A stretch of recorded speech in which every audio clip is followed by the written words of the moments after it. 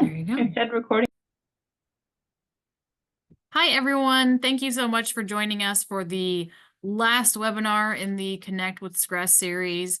Today, I am joined by Molly Grear, an environmental engineer at PNNL, the Pacific Northwest National Lab, who will be going over Sitka's energy options.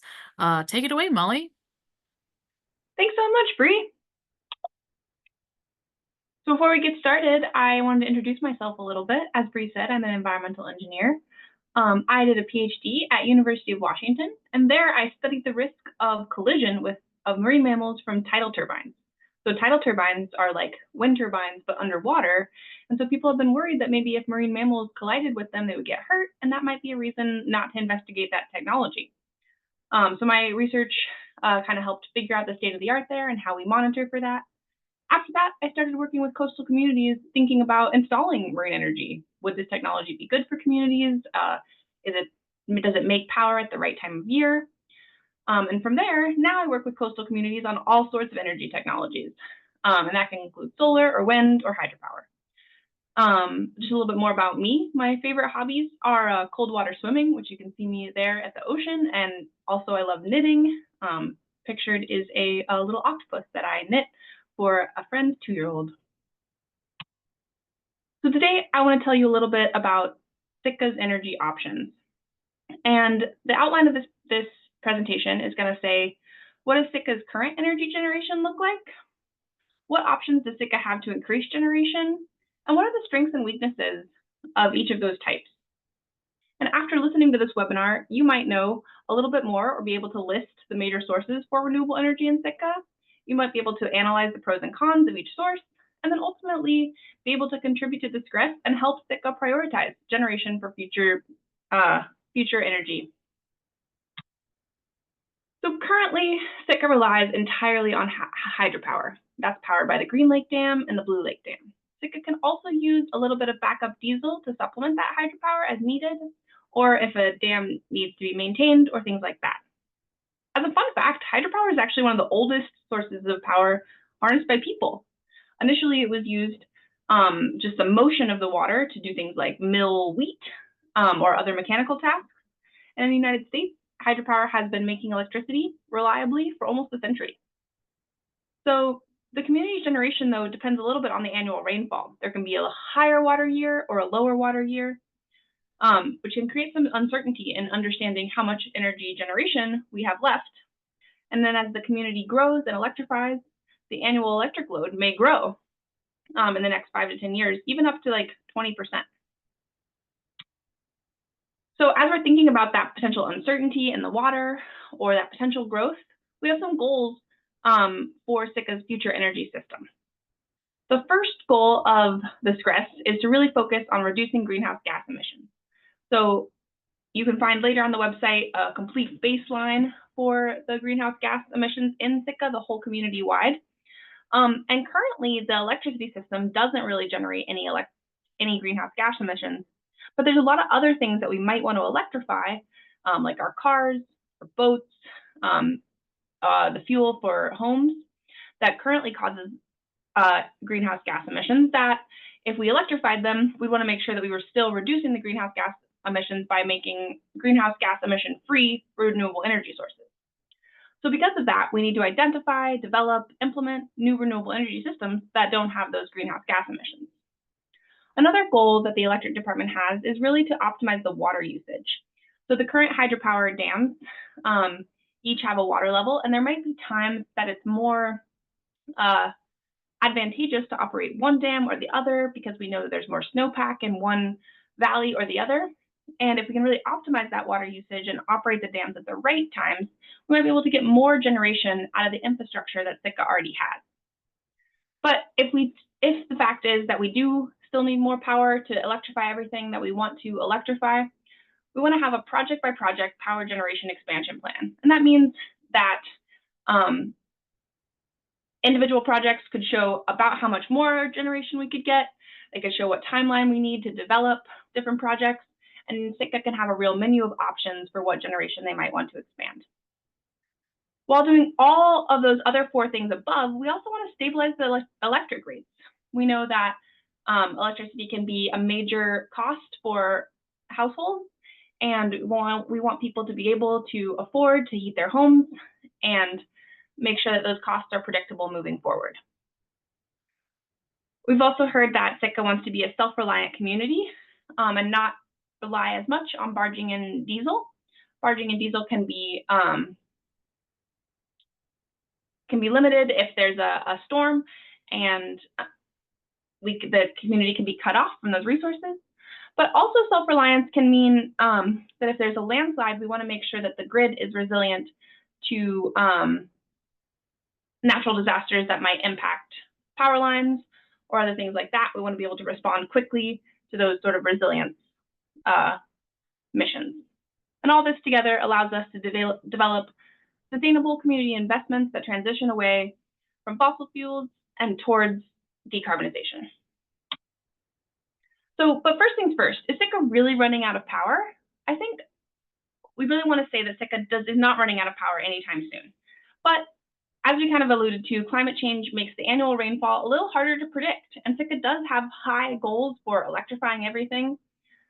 So as those two things kind of interplay, the highly infrequent need to turn on the diesel might become more frequent. And that's kind of expensive and it's inefficient, so we want to plan for that potential future. So a lot of this work was done under a project called ETIP in the first cohort of ETIP. So in 2021, the City and Borough of Sitka commissioned a team of experts through the Energy Transitions Initiative Partnership Project, or ETIP. And that project assessed the clean energy alternatives to diesel if hydropower alone can't meet the demand, Sitka's energy demand in the future. And a little bit more about the ETIP program. It really focuses on helping remote or islanded communities transform their energy system and increase energy resilience. Sitka is both remote and islanded. Remote are communities that are isolated from major population centers, and islanded communities are places that are either islands, separated by water from the mainland, or islanded from the main grid and operating on their own microgrid. Sitka meets all those factors really well, and so has been a really good candidate to receive this ETIP funding. So the ETIP Cohort 1 focused on 5 primary tasks. I'm primarily going to focus on the renewable energy assessment, but the project also looked at developing some models that would help the electric department control the grid better.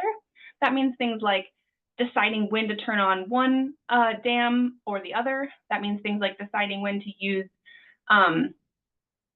diesel and being able to do that more in real time, and also being able to model a little bit about where the current grid might be able to accept new renewable power in, and where we might need to make upgrades to the grid to be able to accept that power. And these kind of tasks, the goal was really to provide the City and Borough of Sitka with tools, information necessary to plan for future investments.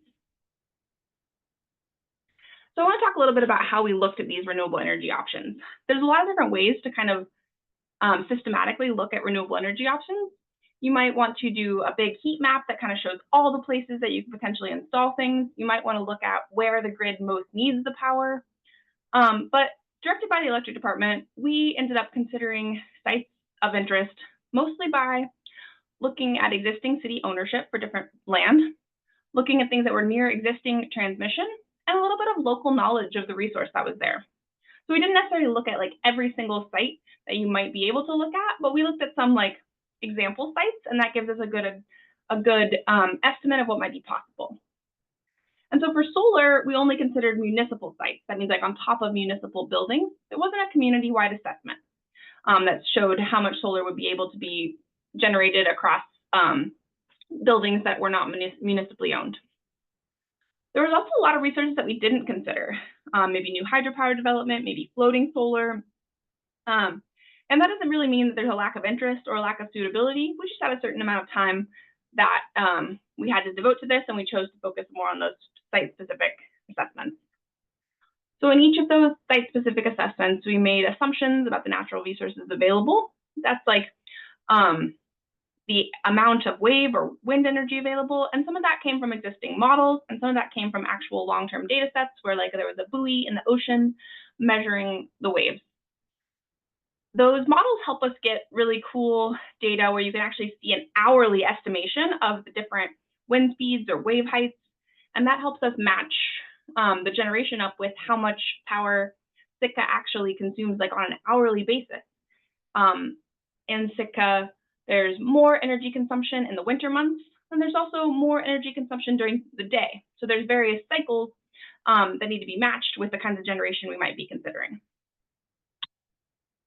So from all that, we found there are a lot of options that Sitka has to generate more energy. It's a pretty cool place to be that you have options for hydropower, tidal, wave, wind, solar, and geothermal.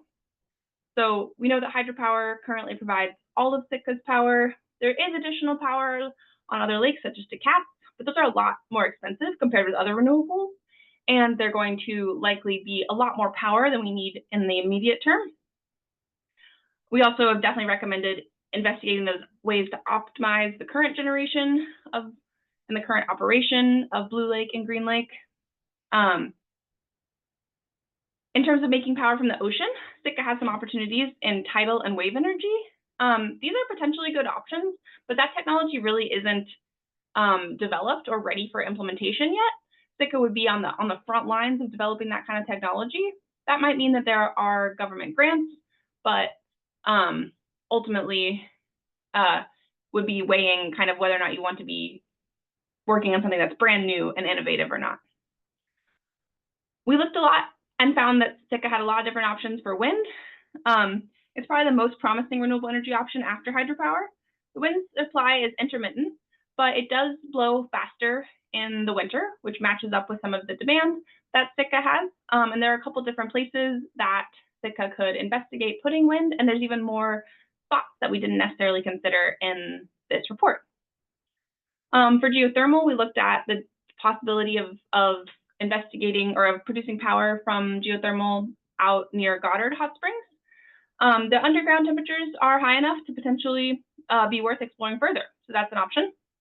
And then solar on municipal rooftops have some potential, but it's not a huge amount of load, and other spots might need to be considered to really make solar worth a big community scale investment. So I want to say again that cohort 1 didn't assess all the potential options for generating electricity or all the potential sites. And so looking at home solar or floating solar might be interesting to learn more about potential power sources, and investigation is still probably needed to look at those kinds of sources. In terms of updating the grid and like looking at that current system, cohort 1 did include those grid models and controls updates, and that can be used to kind of think more about how operations and maintenance of the current grid could help us get more power and more electricity from the sources that we already have. You can read more about that on this link that is the ETIP 1 final report, and that's on the SCRES website. So I went over a little bit about the strengths and weaknesses of each type as I was kind of doing that overview, but here I'm going to kind of go over them more systematically. So hydropower, we love that it's renewable and carbon neutral. It's very reliable. You can get that base load power from at whatever time you need, as long as there's water behind the dam. It's very efficient. Some things that are maybe concerning is that it's a little bit vulnerable to climate change. There might be changes in rainfall. And they can have impacts on local ecosystems and fish populations. In Sitka, that's a little bit less of a concern because the dams are so high that they don't typically have fish climbing up those waterfalls. Wind is a source of, again, renewable, carbon neutral energy. There's really strong coastal winds in Sitka, relatively low operating costs, although that might be different if you had to, fly in people from out of Sitka to maintain them. Some cons are that there are intermittent wind patterns, so that means that the power isn't consistent. The wind is also quite turbulent in Sitka, which can mean that you need to have really, really rugged wind turbines to work. It may have an impact on the wildlife and may require development of previously wild land, which is a pretty strong con. Tidal and wave energy are also, again, renewable, carbon neutral. Sitka has a ton of power potential outside of the community. In general, these energy sources are more predictable and abundant. These have really high installation and maintenance costs, largely because these would be first of their kind projects. There's a little bit less known about the ecosystem disruption because this technology is new. And the technology, again, is still in development. So Sitka would be doing kind of a first of its kind project as opposed to doing something that was kind of tested elsewhere. Solar, again, renewable, carbon neutral, abundant in the summer months, has low operating costs. It's limited, however, in the winter months, which is when Sitka typically has more power need. It requires roofs with the structural capacity to hold those devices. And if we were going to put it anywhere but roofs, it requires a lot of land use for a large scale farm. And then finally, geothermal, again, it's renewable, carbon neutral. It has that ability to produce constant baseload power, has a relatively small footprint on land, but it's very geographically limited. You can only develop certain spots, and does have high initial installation costs. It also has some high costs to really digging into the wells there and understanding if the power is possible to generate. All right, so you may be thinking, what about ETIP cohort 3? So what's really cool is that since Sitka is such a good example of a remote and islanded place, Sitka was able to also get ETIP cohort 3 funding. So they're continuing the work from ETIP cohort 1 with a larger focus on the community. So the new ETIP grant, the planning department, the sustainability commission, together led by Bree, is creating Sitka's community renewable energy strategy, or the SCRES. And the SCRES is going to work to establish a shared vision of Sitka's energy future to guide energy-related community decisions and shape a roadmap for community and policy actions that advance the shared vision.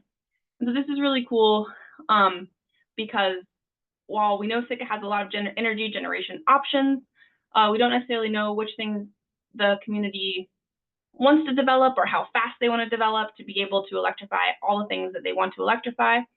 And so this community process is going to help us get a better answer to that and get a better roadmap towards achieving those goals.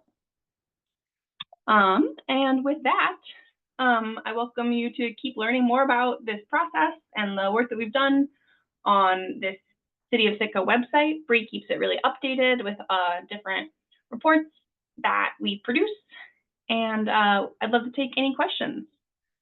Yeah, Bree will try to read the questions from the chat, and then we will answer as best we can. Yeah, thanks so much, Molly, for that super brief webinar. I love it. Some of these can get I so did get through it long. faster than I expected. You sure did. But yeah, if there are any questions, feel free to drop them in the chat. And I will. There's also a Q&A section that people are welcome to ask questions in. And we'll just give it a minute or two if people have questions. But yeah, that SCRES website is where this webinar will live as soon as it gets uploaded, and the previous ones, as well as all the other good information Molly mentioned. So yeah, we'll just hang out for a quick sec. If we don't get anything in the next minute or two, we'll call it a day.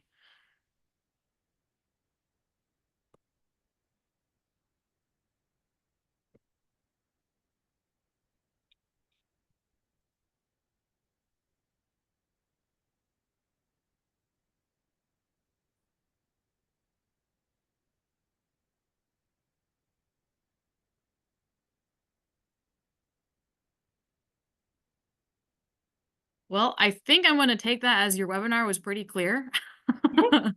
Because yeah, there are no questions. So I'm going to just go ahead and stop recording, and thank you so much, Molly. Yeah, cityofsitka.com/SCRES is the best place to learn. Thanks, everyone. Yeah, thank you for the opportunity.